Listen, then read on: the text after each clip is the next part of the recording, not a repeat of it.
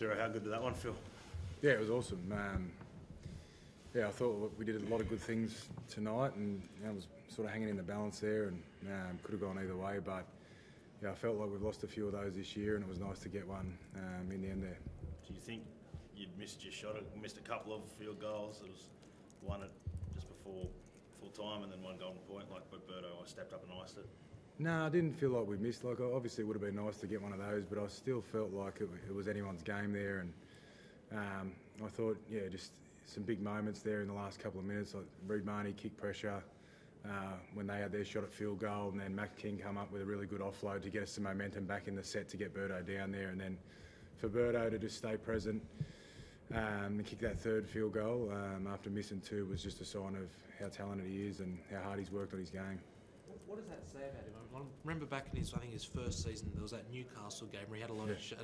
You were both there, and he missed them all. Then there was the Para game. I think he missed a couple, but then nailed it to win the game. That he misses his chances, but he still wants the ball in that moment to ice it. It's a bit of a goldfish mindset, I think. He's just so brave. Like, it's not easy to miss a couple and just keep going after it. And he certainly puts in the hours of training, and then we back him. So he had a couple of shots there, and they were very close. He learned his lessons on them and was able to nail that last one, and deserved a really good moment there. Critter, you know all about clutch plays yourself, but in a moment like that, is there anyone that you prefer to have the ball in his hands than Matt Burton? Nah, like Sarah said, I see that bloke doing it at training after every session, just staying back 10-15 minutes after everyone else is off the field, just practicing his kicking game, and his kicking game was probably the difference today. Just putting it in that corner, and just that's what he's been practicing, and for it to come out on the big stage is really special. It's been a big few weeks for him, obviously. Might have thought he was in the frame for that second Origin game, misses out. How have you seen sort of, I guess, a busy few weeks? Has it weighed on him? Has it affected him at all? No, I don't think so. I think even coming in, he came and sat down with me straight away and spoke to me about the game plan and how we wanted to play, and just showed me that he's coming out of his shell a lot, his leadership side of things as well. So makes me very privileged that he's on my side, and I've got someone like that with the talent that he has. It's pretty cool. Sarah, how big is that win, I guess, in the context of the season? There's such a logjam in the middle of the top 8 to beat one of the teams that's above you. I mean, it feels like the kind of win that you might look back on in a few months' time and think of as a pretty important one. Yeah, every win's big for us, and we've lost a couple probably in circumstances we would have liked to have won, where we've probably played better than what we did tonight, but lost. So that one's really important for us tonight. We've got one more game before our last bye next week, and that's going to be another important game for us to make sure we perform well. We're back at home again, so they're all big games. Are you starting to think about finals now, Sarah? Like, you've done the groundwork. I think you're on 20 points. With that bye, probably 4 more victories will mathematically get you in. Like 7-0 here. Have you started to think now about September and beyond? No, just focus on enjoying this moment right now. A lot of hard work goes into these moments, and we've got a whole club working really hard at the moment through our football staff, our players, our commercial staff, and everyone's really aligned in our building and trying to get better every day, and I'm really appreciative of that.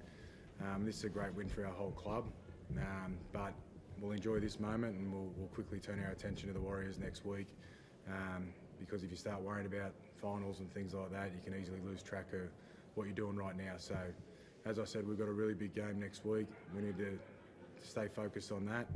And if we keep staying focused on game to game, then we'll keep getting improved performances.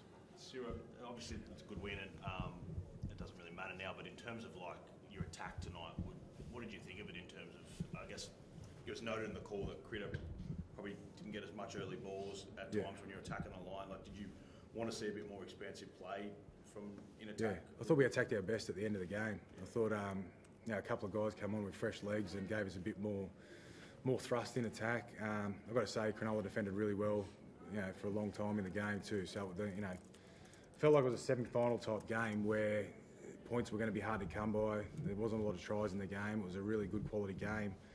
I was pleased with our attack at the end. I thought we were a little bit clunky at times throughout the game, but we're still a work in progress. The thing I'm most proud of is how we're defending at the moment, how we're turning up for each other, and how we're just never giving in. So those are the things that win your big games. Those are the things that win your semi-finals. And if we just keep improving our attack, then we'll get better every week. Steve, Nico, you spent time in Origin camp with him, Nico Hines, and obviously been around him. After an ending to the game like that, can you allow yourself some empathy or sympathy for what Nico's? He's had a tough month. You know, missed obviously got dropped from Origin, missed the kick to win the game, or send the Dolphins game into Golden Point. Can you allow yourself to have some sort of empathy or sympathy for what Nico's sort of going through at the moment? Oh, I wouldn't know how to answer that. But yeah, I've kind of, I think just probably his next few weeks is probably going to be big for him. He's probably going to be the only guy that can bring himself out of that and bring the team that he's got out of that as well. And those top caliber players can do that as well. So there's no doubt that he'll come back bigger and better, work on his game, and he'll be back firing as well. Critter, how are you feeling? No, feeling all good, eh? The boys got me through there at the end. But yeah, like Ciro touched in there.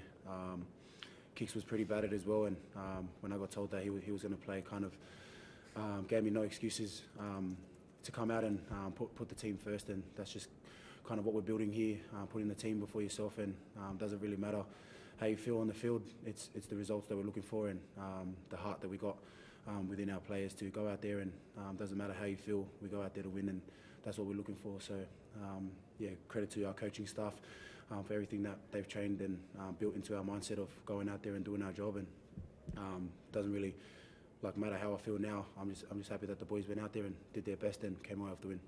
Ciro, kind of Tracy back next week potentially. Yep, he's got a lot of training in. He's ticking every box. So yeah, we'll get him back.